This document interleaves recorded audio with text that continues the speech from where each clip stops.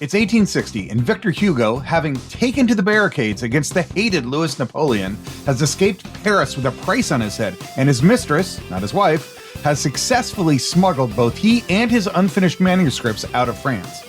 But now, he's in exile, living in an island off the French coast, but under British control. How is he going to get his masterwork published?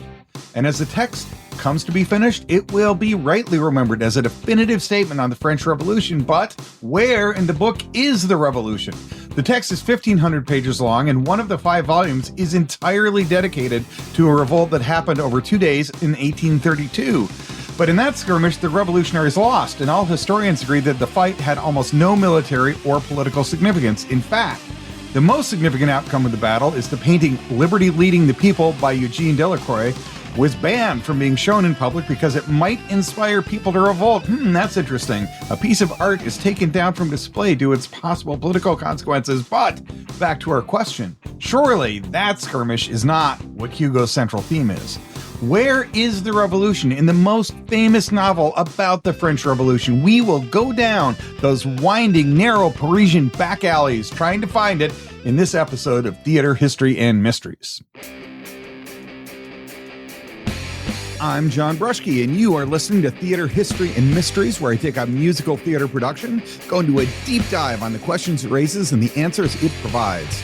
I hope that this approach will give a deeper understanding about the lessons that the musical has for theater and for life, and I will never miss an opportunity to pursue any mystery, bizarre coincidence, improbable event, or supernatural suggestion along the way because, in the words of Dirk Gently, it is all connected. Okay, before we jump into our narrative, here's a little bit of bookkeeping. The main plan is that in the last episode, we talked about what the French Revolution was. And if you haven't listened to that, I'll encourage you to do that since it will make some sense of what I'm about to talk about. In the coming episodes, we'll talk about the text, the meaning of the book, and dedicate an entire episode to the seances that Hugo held while he was on the Isle of Jersey in exile. Yes, seances. Finally, we'll go over how all of that helps us understand the musical better and go over some interesting things about the musical itself. If you did miss that last episode, then the nutshell of the French Revolution is there was a great big one between 1789 and 1794 for 5 years. And then for the next 60 years or so, about every decade, there was either a new king taking power or a new Napoleon taking power or a new republic taking power. And that entire period is what Hugo is addressing in Les Mis. Good news, our podcast is getting some traction. Our listenership is going up. People seem to like this.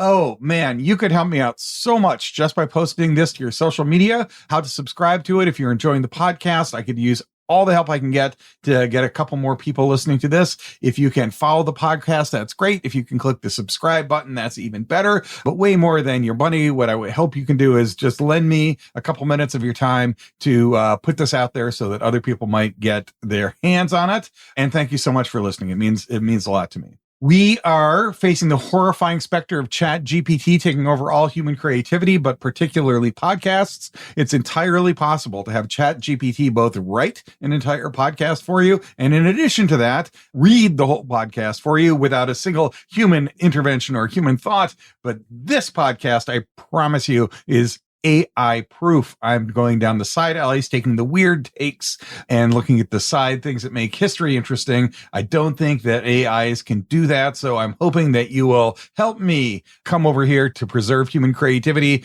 in this time where machines are about to take over us all. And finally, I will just note that my French is terrible, so I'll consider it a victory if you can figure out what I'm talking about in my anglicized version of the French words. And finally, as my theater people say, on with the show. Today we'll tackle how the book got finished, how it was received, and how it handles the French Revolution. All right, how the book gets finished and is published. In 1860, Victor Hugo is going to pick up Les Mis again. And if you missed the last episode, he has to flee Paris in in the early 1850s because he has opposed Louis Napoleon. Now, Louis Napoleon was Napoleon's actual cousin. So Napoleon dominates about the first 10, 15 years of the 1800s. And this is his nephew who's coming back in the middle 1800s, who's trying to reclaim power in France. Victor Hugo supported Louis Napoleon. He gave speeches and in his favor, and he campaigned for the guy until he won. And then he became so opposed to Louis Napoleon that he actually joined the Committee of Opposition, the Committee of Resistance that was going to try to stop Louis Napoleon from taking power. That was not popular with Louis Napoleon. So after Napoleon successfully seized power in a coup, suspending the Constitution and would eventually declare himself emperor, he exiled everybody who had been part of that resistance committee. One of those people was Victor Hugo. They all had a price on their head. And so Hugo had to get out of France. The only way he could do that was that with the help of his mistress, that she actually arranged for him to leave. And she smuggled out a whole bunch of things in a trunk that included the early manuscripts of Les Miserables. So he is now in exile. He goes to the Isle of Jersey. He's a big pain in the butt. So he has to both the English and the French government. So he has to leave Jersey. He ends up on an island called Guernsey, and he's staying there for 5 or 6 years. There's a seance thing in the middle that we'll talk about in the future. But in 1860, so this is about 8 or 9 years into his exile, and after he's already been kicked off of one island, he picks up Les Mis again and he starts writing about it.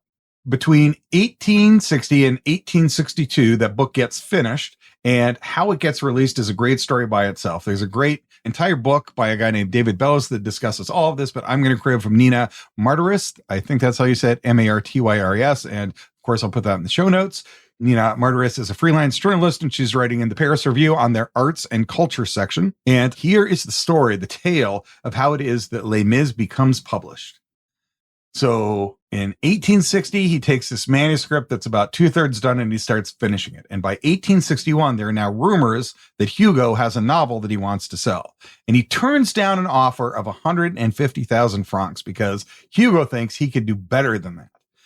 There's a Belgian publisher named Albert Lacroix who has no publishing experience. He's a guy in his late 20s, and he borrowed the entire amount to get the book printed and to buy the rights from a bank in Brussels, where he, I guess, has some contacts, pretty good friends to loan you that much money.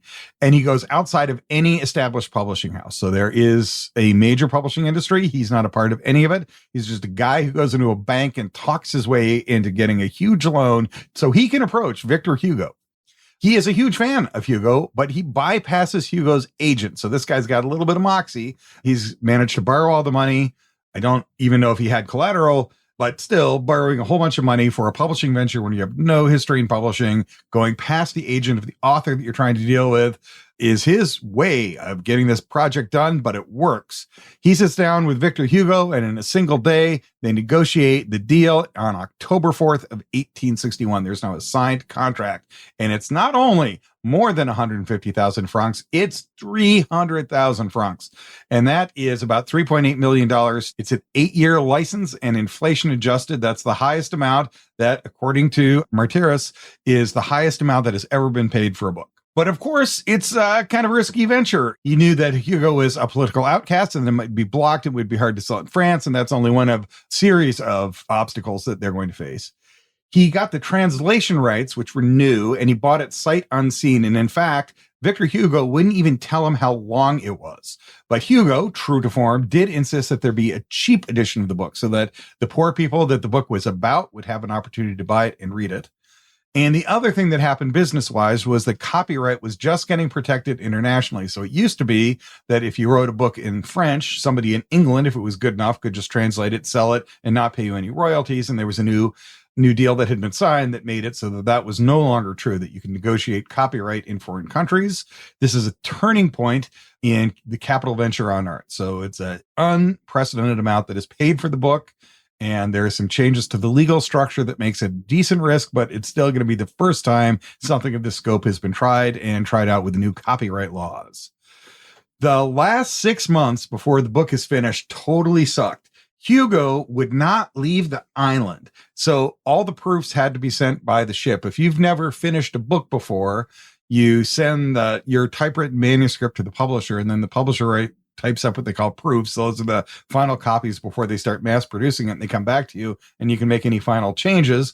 So those are kind of important things to deal with. But Hugo would not leave the island of Guernsey to go to Brussels to do those things in person. So all those proofs had to be sent by ship.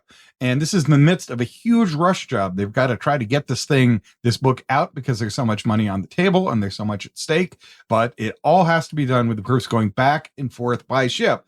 And what is unusual about that is that when Hugo eventually came from Brussels to the islands, the trunk that had the manuscripts almost got washed overboard and lost forever. So it's not a treacherous journey. It's not like this is the Bermuda Triangle, but it's also not like it's a super easy way to get the proofs going back and forth from the author. Okay, but it all works out. There is a final text. It comes to fruition mostly on time.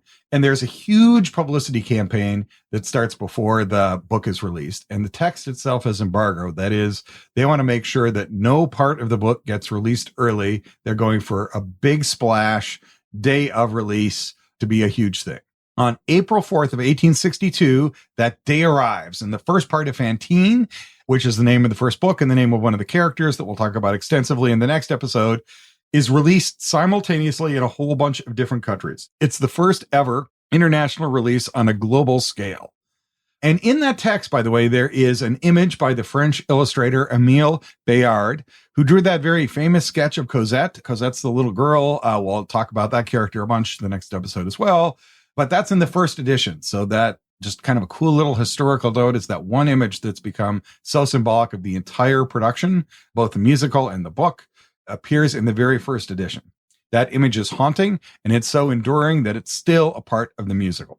The book has now been released to great fanfare internationally, and the people absolutely love it. The critics do not, including Alexandre Dumas and a guy named Flaubert, who's also a famous novelist at the time. We'll get to that in a sec, but the public absolutely loved it. Here is a quote that is coming from Martyrs. Quote, on the morning of April 4th, 1862, part one of Les Miserables, called Fantine, was simultaneously released in Brussels, Paris, St. Petersburg, London, Leipzig, and several other European cities. No book had ever had an international launch on this scale. Within a day, the first Paris printing of 6,000 copies sold out to the avid queues that snaked around the bookstores. And later, in that same article, there's another quote. When 48,000 copies of Cosette and the Marius volumes went on sale a month later, Eugenic fandom, how do you not love that phrase? Eugenic fandom had reached such a fever pitch that shoppers in Paris arrived with hand carts and wheelbarrows to whisk away as many copies as possible. Delacroix paid off his loan within months, although after that, Delacroix and Hugo had a falling out. They are both two very, very large egos and very big movers and shakers. I guess that was too much for one book to unite, and they did not part friends, but Delacroix did single-handedly and outside of the publishing establishment pull off what he had set off to do. He got his literary hero, Victor Hugo's book published, and he was the publisher of it and made a pile of money in the process and helped put the book out there into the public consciousness. It was a pretty good book that is likely to have done quite well on its own, but having that kind of a publicity push behind it definitely helped. The critics did not like it. Here's a quote. Quote, Alexandre Dumas, inspired no doubt by Jean Valjean's sojourn through the sewers, sneered that reading the novel was akin to walking through the mud, end quote. Gustave Flaubert privately mocked it as a book written for Catholico-socialist poopheads and for the philosophico-evangelical rat pack, only he didn't use the word poop. He used a slang term that rhymes with pit. I am kind of impressed by his ability to speak in hyphenated words. Boy, that's some good 1800s trash talking. I'm going to call you out, and I'm going to do it with phrases like philosophico-evangelical, whatever that is. But it's totally weird that he slammed it for being Catholic. Hugo was not Catholic. In fact, the universal consensus is that he didn't even like the Catholic Church. Arguably, the true hero of the book is Marielle. Again, all this stuff will be developed more in the next episode. But he's a hero precisely because he's a renegade within the church, staying true to the message of the gospel and not to the edicts of the church. And if you think about the character Javert, which we'll do much more later, the whole point of the book is that legalism without compassion is the truly great evil. For Hugo, that definitely applies both to the legal system and to the Catholic Church. So you might accuse Victor Hugo of being an idealistic Christian, but calling him Catholic, that's a bit of a stretch. The real clincher in all of this was that the book was not for Catholico-socialist pitheads, is how much the Catholic Church hated this book. According to Berendt, who's an author who is writing for a socialist magazine, there were over 740 Catholic publications that denounced the book, including one that speculated that the book's true author must be Satan, either that Hugo himself was Satan, or that Satan had inspired Hugo, or that Satan had somehow written the book, sent it to the publisher, and got it printed, but attributed to Victor Hugo. But whatever it was, Victor Hugo knew about this accusation that Satan had authored the book, and he thought it was funny. Anyway, weird that he was slammed for it being Catholic. Weird that he was slammed by his fellow authors.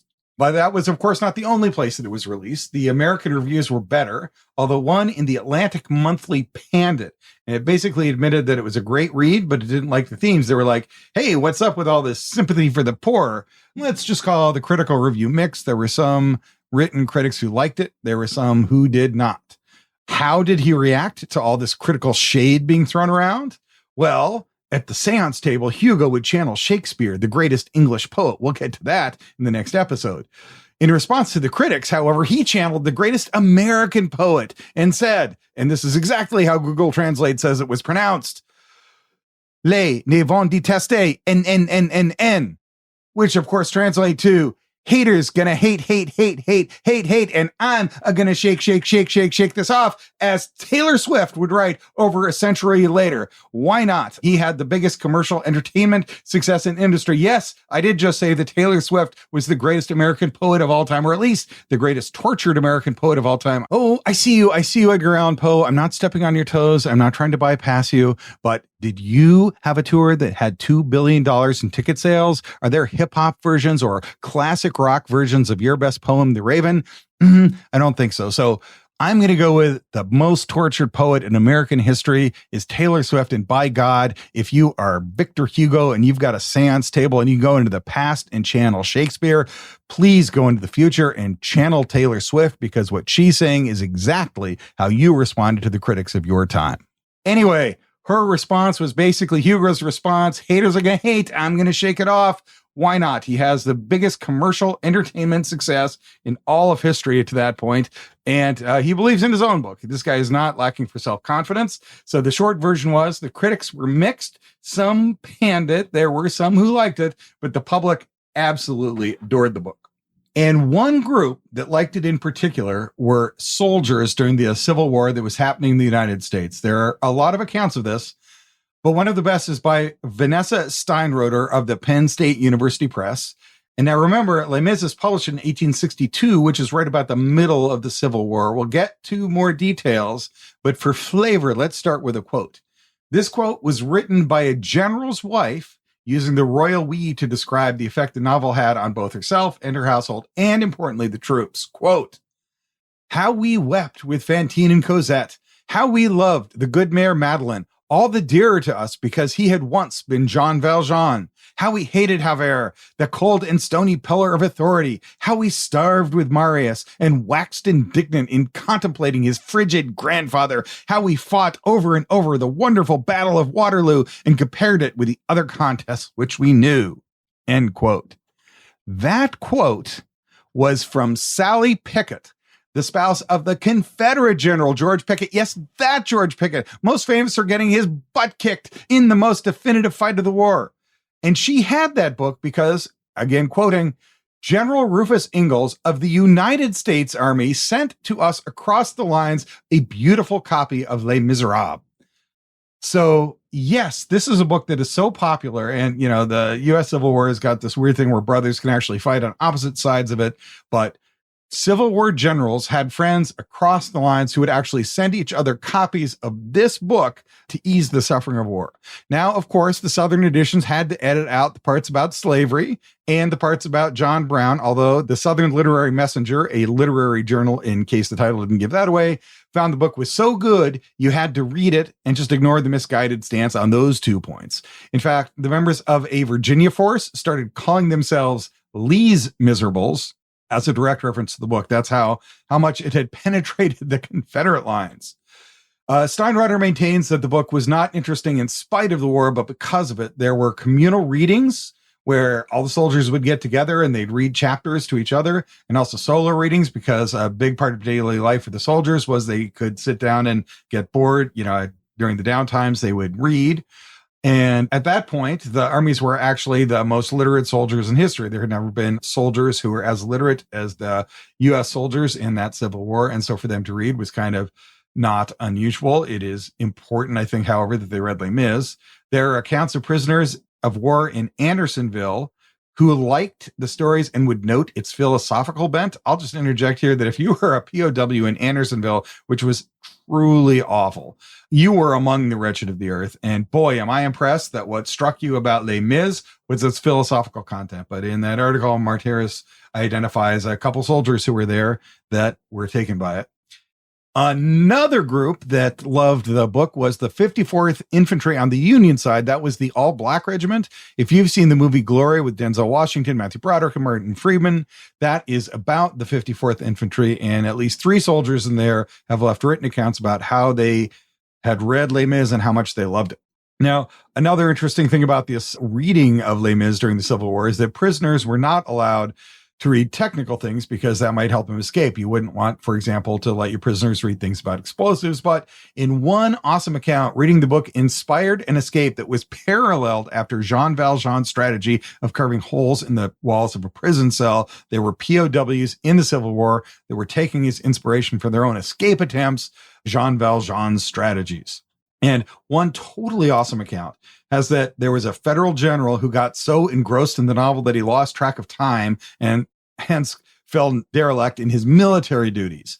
The general, starts reading, was like, oh crap, I got to get dressed, ran out and was kind of all disheveled. How many books are good enough that in the middle of a war, you're like, yeah, I'm so wrapped up in this story that the fact that we're going to a fight outside is kind of secondary to me. But the best story is about, there's a guy who is in a hotel bed in Charleston, and he's reading the part of Les Mis about the Battle of Waterloo.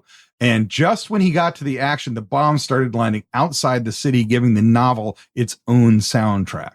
The take home to all of this is that soldiers on both sides of the line could relate to being the miserables of the earth. Here's an extended quote from Steinrotter, and I think it's worth taking the time to read. It says, quote, in a letter to the publisher of the Italian translation of Les Mis from October 18th, 1862, Hugo admitted that he wrote the novel with an international audience in mind. Quote, it speaks to England as much as Spain. The appeal of Les Miserables also transcended the blue and the gray battle lines of the Civil War. Though its content and relevance to their daily lives of the Civil War, the novel captured the attention not only of the American reading public and reviewers, but also of the soldiers on both sides of the conflict, to whom the novel, with its themes of suffering and empathy, fighting, duty, and honor, offered a language with which to conceptualize some of their own wartime experiences. End quote. And that's a fun side quest. But the Civil War combatants were not alone. The public at large loved the book. It was a huge smash hit, and even the critics generally admitted that it was a compelling tale that was well told, which is something for a 1,500-page book with a bunch of technical digressions. And as a reminder, Hugo is still in exile while all this is happening, although he does travel to other parts of Europe, and he's going to stay in exile for 8 more years after the book is published. All right, just to finish the timeline of Victor Hugo's life, the aftermath of the publication of Les Mis is equally fascinating. It's published in 1862. In 1870, that is when Louis Napoleon loses the Prussian War and is forced to leave France. Hugo, therefore, can return. I won't dwell too much on his later life other than to say 2 things. He had a return, and oh my gosh, what a return. Grossman calls it, quote, near legendary, end quote.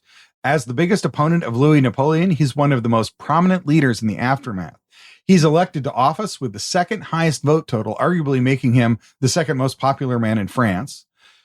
He's actually in Paris during the Prussian siege that would get Louis Napoleon out, and infamously ends up eating Paris zoo animals because they're starving to death because of the siege. And then Louis Napoleon is gone. By 1871, the Paris Commune is now in operation, which is like an attempt at an independent government run by left-wing, as the name would suggest, communists. And Hugo opposes both the Commune and the legislature as too brutal. Eventually, the Commune falls. Hugo calls for amnesty. So he is opposed to the Commune, but he doesn't think that there should be a huge punishment inflicted on the people who were members of the Commune. And in response to that, a group of like 50 to 60 people storm in his house and try to kill him. So he's gone from a national hero to the target of mob violence to being wealthy and famous on an island to being so starving he had to eat zoo animals in Paris, all in about a year.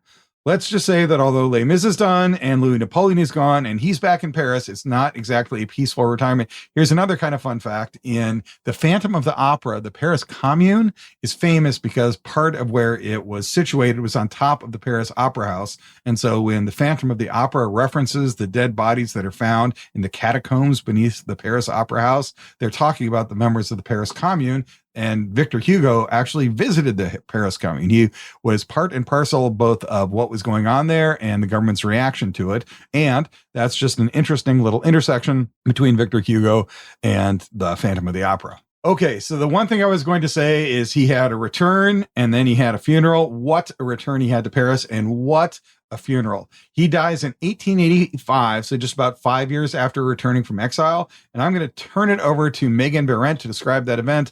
Once again, Megan Berendt is writing for the International Socialist Review, so she's got a left-wing read on it, but here's what it is. Quote, "The French government was well aware that Hugo's funeral would attract masses of people and feared an uprising.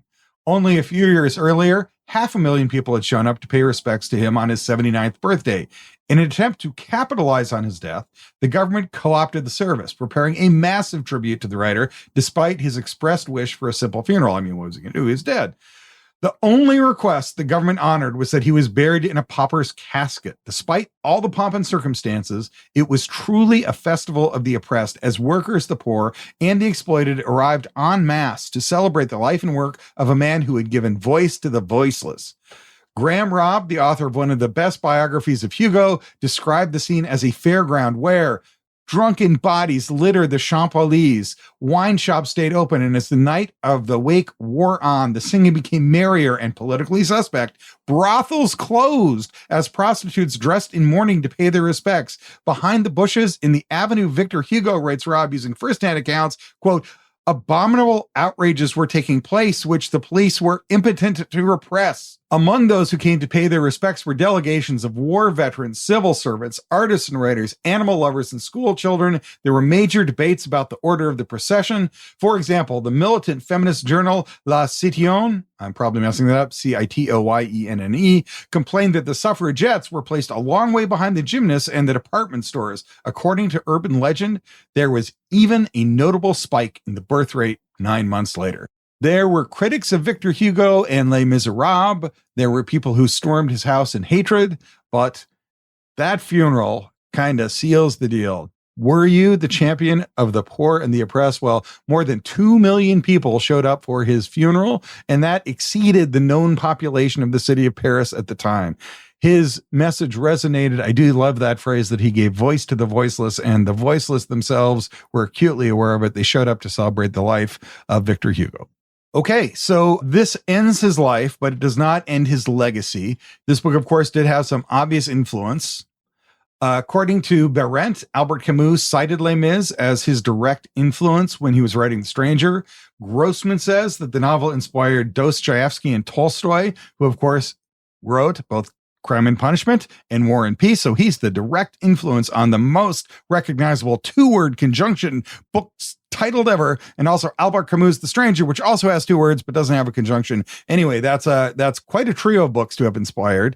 Paul Berman, writing in The New Republic, summarizes the adaptation pretty well. These are all the things that that book inspired as adaptations. Quote, "A theater play in the 1860s, a series of parodies mocking the novel from the same era, silent movies and talkies in the 20th century, Frederick March and Charles Laughton among them, a TV miniseries with John Malkovich and Gerard Depardieu, a musical theater play in France in the 1980s, which evolved into a British production, which ran on Broadway as Les Mis and has been, or so it is claimed, seen by 60 million people, which has now emerged as a teary-eyed movie opera called Les Miserables, the soundtrack to which has reached #1 on the Billboard chart, and which will doubtless give way soon enough to the still odder, weepier presentations. Les Miserables is many things, but it has never been dead." That's a little sarcastic, which I guess I'm comfortable with, but it does give a pretty good flavor for all the things that have inspired it.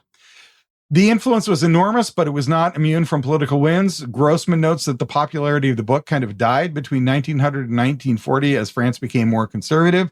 People at that point would admit that Hugo was still their favorite poet, but in an embarrassed way, kind of like saying Wham was your favorite 1980s band. Between 1914 and 1933, there were no new French editions of the book. Conservative politics and the horror of World War I turned the tide against Romanticism in general and its optimistic outlook, and Hugo in particular. But by 1944, both the Nazis and the resistance were now claiming Hugo. And by the 1970s, of course, it became the source material for one of the most successful musicals of all time. So there was that period where it had dropped off, maybe 30, 40 years. But within the next 30 or 40 years, it came back with a vengeance, which gets us to our last point. Where is the revolution in this book about the revolution? We are now back to that question. And if you only kind of know about the musical and only kind of know about French history, you're probably thinking, oh yeah, isn't that the story about the French Revolution? Which makes it curious that, in the words of Lachmet, quote, there is no French Revolution digression in Les Miserables. The subject is rarely discussed explicitly within those 1,500 pages, end quote. I'm putting there because that says it concisely, but it's 100% true. There is that one skirmish in 1832, but there's nothing else that's very explicit about the French Revolution. So where is the revolution in this most famous account of the French Revolution? Action in the book takes place between 1815 and 1833. During that period, Charles had to abdicate to Louis Philippe in the so-called July Revolution. But quite frankly, that's not that big a deal. Like, you traded one bad king for another bad king. That's happened a bunch of times in history, but there's only been one French Revolution. Like, if I said, who's Louis the 16th and Marie Antoinette, you'd at least have heard of them. If I were to say, who was Charles the 10th or Louis Philippe, you probably would have said, duh. And you would be in the vast majority of people on that question. There is one event that consumes almost a fifth of the book, but it is of no military consequence, and the revolutionaries lost. And it wasn't even like that was a planned revolution. It was the funeral of a popular general that got turned into a riot, and it was against Louis Philippe, who wasn't even Hugo's main antagonist. You know, if you were to say, who did Victor Hugo really hate? You would have said Louis Napoleon, not King Louis Philippe. Hugo was there, and he did see that riot in 1932, but it's not like when he was an active participant in 1848 trying to negotiate with the rioters, or even more centrally, when he himself was on the barricades in 1851 against Louis Napoleon, who was his arch nemesis. Here is Lachmet's commentary. Quote, Les Miserables is indeed a book about the French Revolution. The matter is at the very soul of it, in the question of social issues, of civil war, of God, in all the events in every revolution that followed it.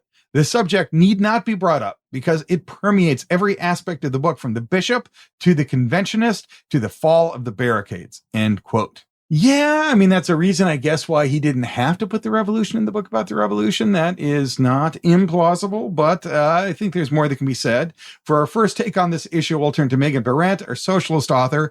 Berendt starts with the observation that the original books, the ones written in Paris before Hugo had to flee, and which are either named Jean Préjean or Les Miserables, included the themes of poverty, the love stories, and a critique of the legal system. But the big change in the final text is that the revolution of 1832, or rather the revolt of 1832, is added. In fact, there are 5 sections in the book, and the only one that's not named after a character is the one called St. Denis, which is the name of the neighborhood where the barricades got erected. And the barricades are one of only 2 places where all the major characters are in the same place and at the same time. So here is Berendt's takeaway quote. Critics note that Hugo is extremely vague about the reasons for the 1832 insurrection at the center of the novel. This is because Hugo uses the minor uprising of 1832 to symbolize the revolution more generally. It stands for the revolution of 1830, the revolutions of February and June 1848, and the future revolution that Hugo helps will overthrow Napoleon.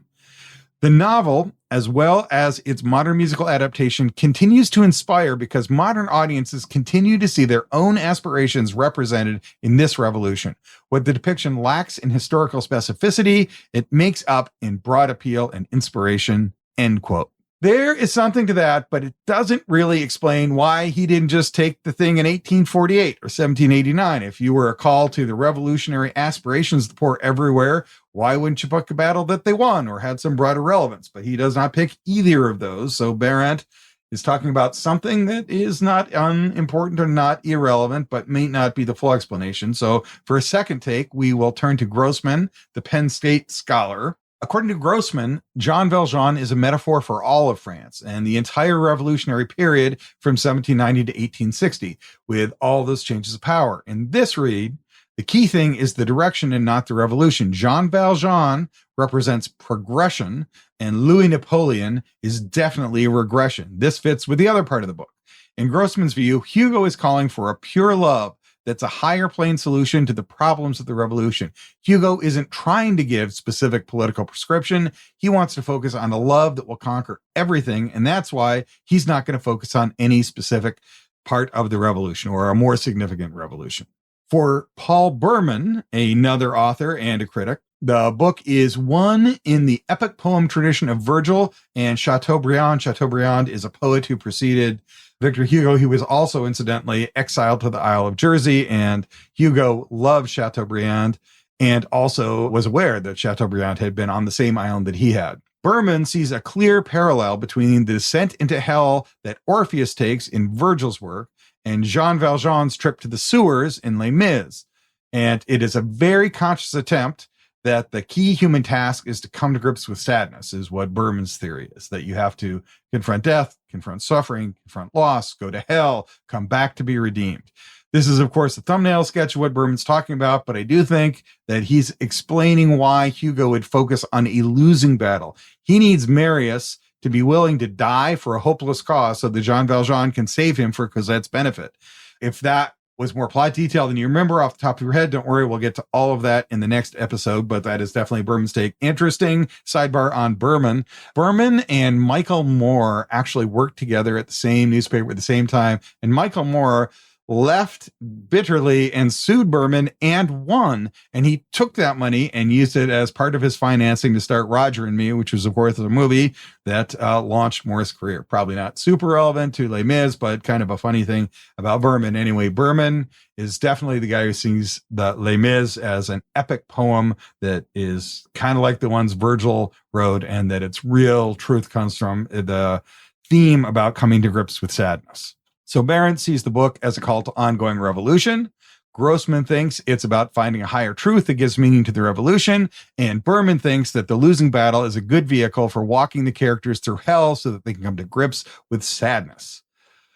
I like all of these ideas. They're fun to think about, but when I get back to the question, what's up with the French Revolution in Les Mis, I am most drawn to what Lachmet has to say. And Lachmet, I don't know that I've properly introduced in this episode, but is, from what I can tell, a student at DuPage Community College, which is located in Illinois, wrote an essay that won first place and got put in their digital commons. It's called The Origins of Les Mis, and oh my God, it does this old professor's heart good to see undergraduates who do this kind of research and write it this well. And I'm just thrilled that I can come to the end of what I'm talking about and say my ideas were inspired by brilliant undergraduate writing. That always makes me happy.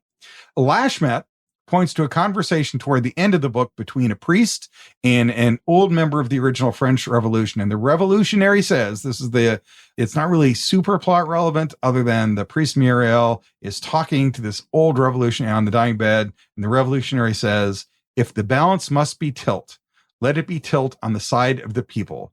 They have suffered longer, end quote. And Lachmet says, quote, this is perhaps the most definitive answer to the question of the French Revolution in Les Miserables, end quote.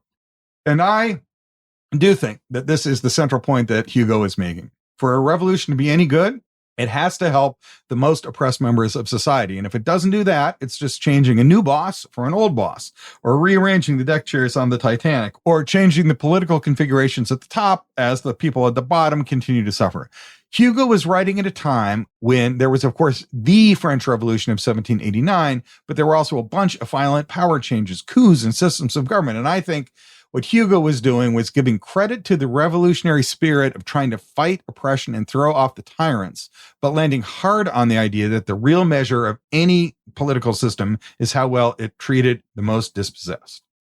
And so in the end, Les Mis is a book whose original text was almost destroyed in an ongoing series of revolutions, was saved by the lover of its author, and overcame an incredible series of near disasters. It was released as the most successful book of its time, and it had a message about not the French Revolution per se, but about the end point of any revolution. That's super prescient, I think, and we'll talk about that in coming episodes. And that's the 50,000-foot view of the book. Next time, we'll dive into the text, the plot, and the more specific historical circumstances that surround the action of the book, Was there a real priest named Mariel? Was there a real Jean Valjean? And hidden in the text are some tantalizing Easter eggs Hugo put in as references to key parts of his own life that even the most ardent Les Mis fan might miss. Where can you find them?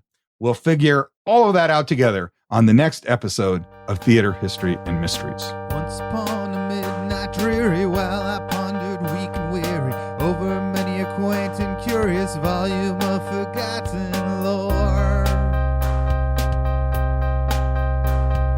While I nodded, nearly napping, suddenly there came a tapping, as of someone gently rapping at my chamber door. 'Tis some visitor